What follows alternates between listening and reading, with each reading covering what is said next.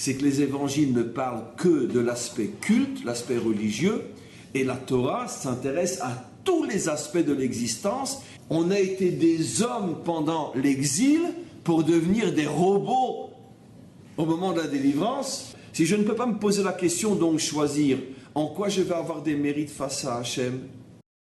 Qu'est-ce que c'est la Teshuvah?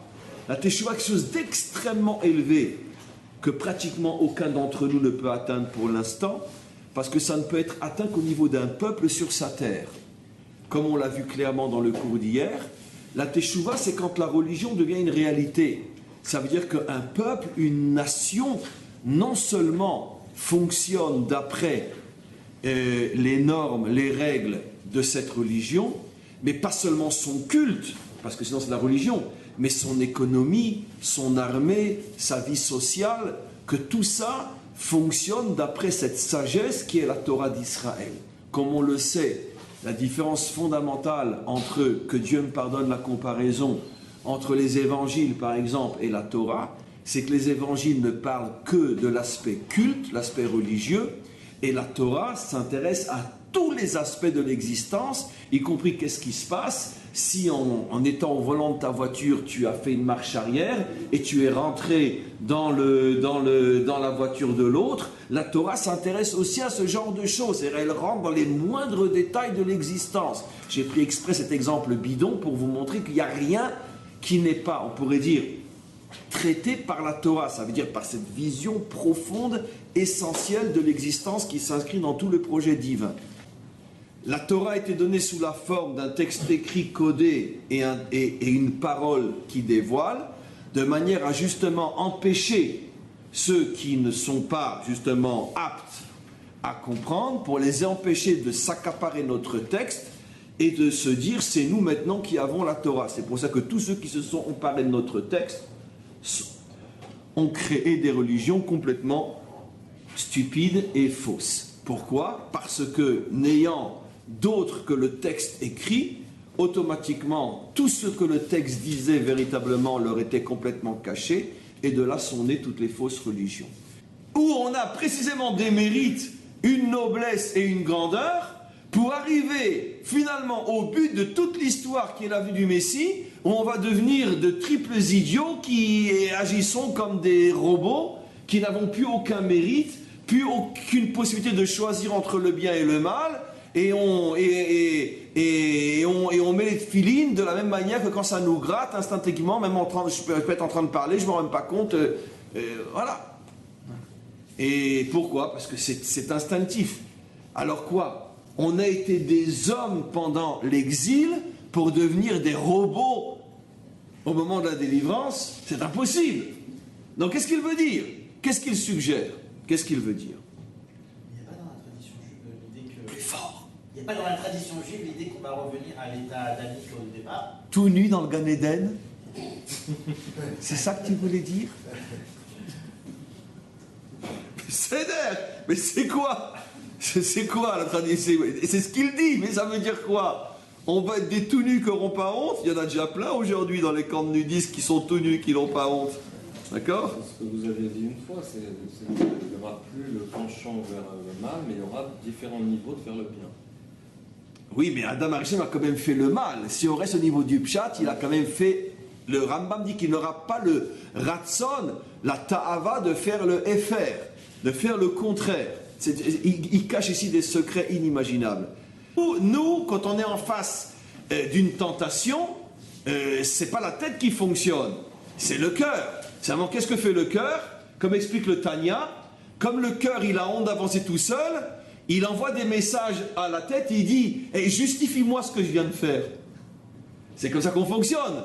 Quand on va voler, d'accord, c'est honteux, on n'aime pas. Alors, qu'est-ce que le cœur dit au cerveau? Il dit, trouve-moi une bonne raison. Oh, mais de toute façon, il est plein de fric, hein, et puis moi, j'ai pas de quoi manger, et puis de toute façon, j'imagine que son argent, il a dû le faire en volant, donc bien fait pour lui. Ça veut dire que le cœur va utiliser le cerveau pour justifier.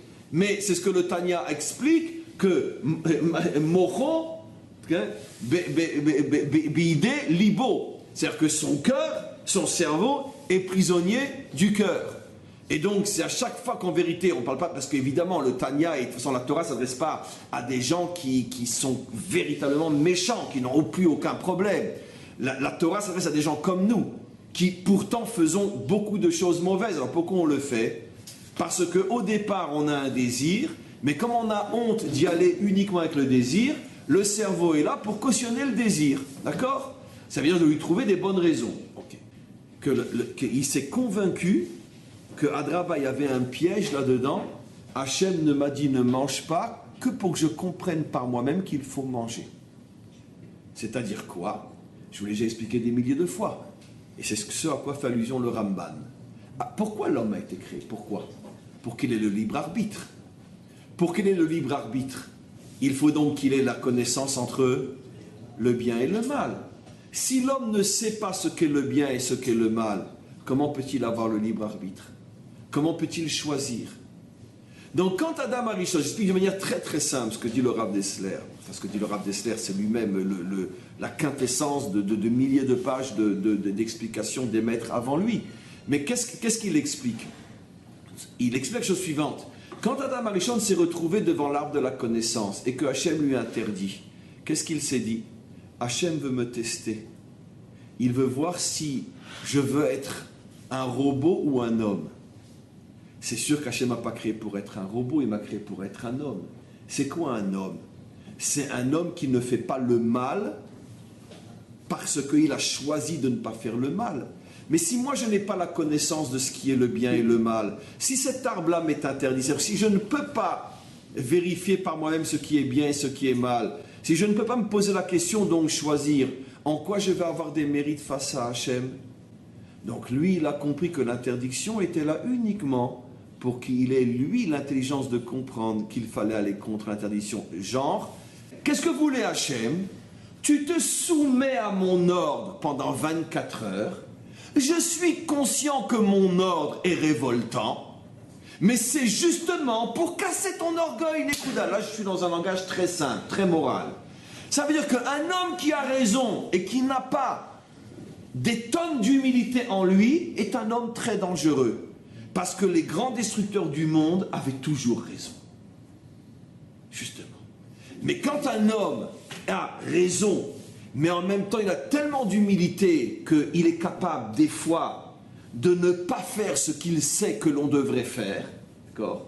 À ce moment-là, cet homme-là, il peut construire le monde. C'est pour ça que nos maîtres disent Kol Mishomer David Chata et Naela Choté. Parce que ça veut dire quoi? Il a fauté dans le sens tu le prends comme toi tu le prends. Il a vu une belle fille. Non! C'était que là sa faute.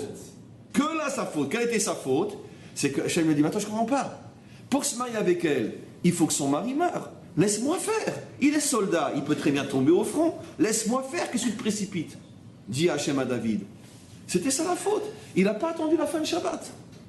Il dit, je ne comprends pas. Tu sais très bien que son mari est maintenant en plein combat. Laisse-moi faire, tu l'as repéré. Laisse-moi faire, je m'occupe de vous. Très bien. Non, c'est impossible. Elle va s'échapper à nouveau. Voilà, c'était ça la faute, toujours le même problème. Avant la faute, l'homme ne pouvait pas avoir de tentation choriste par rapport à la faute. Ça ne pouvait être qu'une faute délibérément faite parce que je me trompe au niveau de ma tête. La mida keneged mida, la punition c'est que maintenant, puisque tu as fauté avec ta tête, ton cerveau va être prisonnier de ton cœur. Et mais c'est fabuleux, je veux dire, c'est à pleurer. Non, je veux dire, maman, sortez les mouchoirs, je veux dire, un Rambam. Il faut dire que je l'explique très très bien, je suis vraiment fier de moi. Mais je veux dire, mais vous vous rendez compte ce qu'il y a dans un Rambam?